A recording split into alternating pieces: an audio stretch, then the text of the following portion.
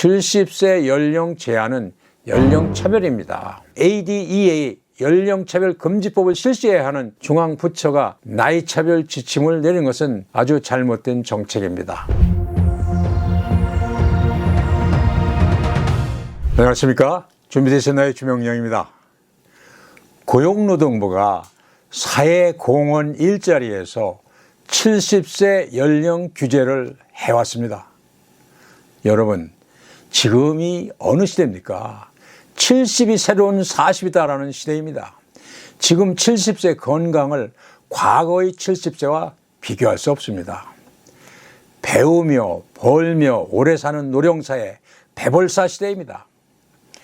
6070 플러스들이 베테랑 신입으로 다시 뛰는 장수시대, 장수경제를 노래하는 시대 아닙니까?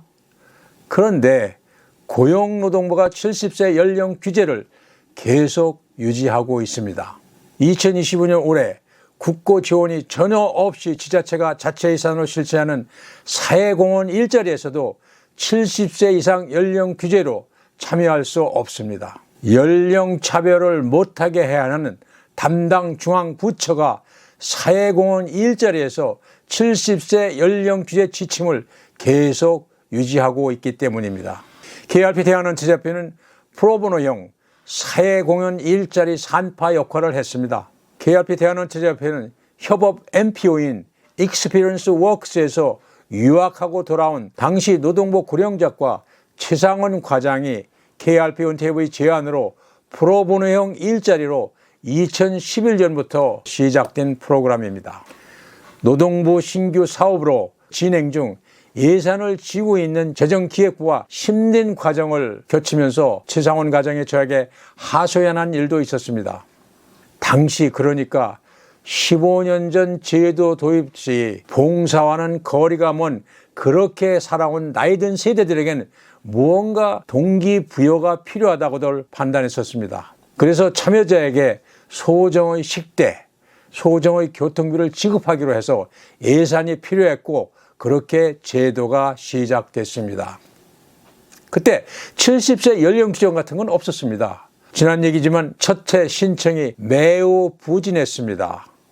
신청자가 아주 저조하자 고령작가 담당 사무관이 저한테 전화를 해가지고 프로그램 제안 단체가 한 명도 신청 안 하면 어떡합니까? 하면서 협조 요청을 해서 7, 8명, 7명인가 8명인가 그것도 설득을 해서 참여케 했었습니다. 그때나 지금이나 수당, 그 수당이 문제였죠.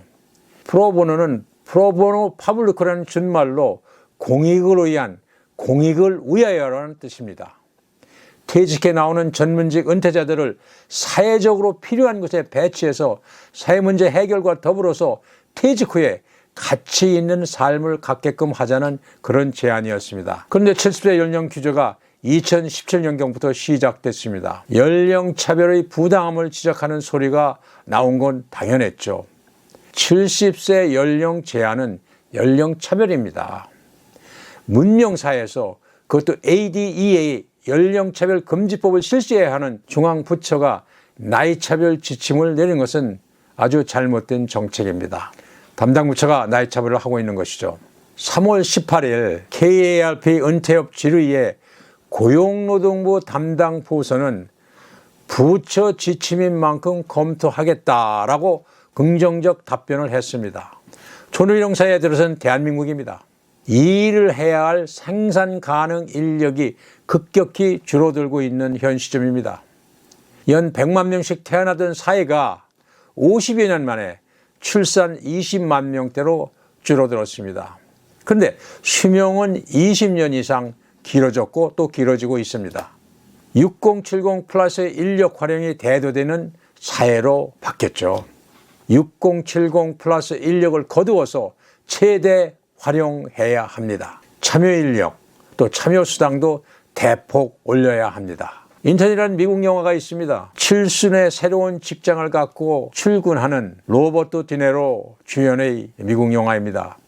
오랜만에 옷장 속의 양복을 찾아서 다림질하고 넥타이 색을 맞추고 젊은 시절 첫 출근처럼 가슴 설레는 그 모습을 영화는 보여주고 있습니다.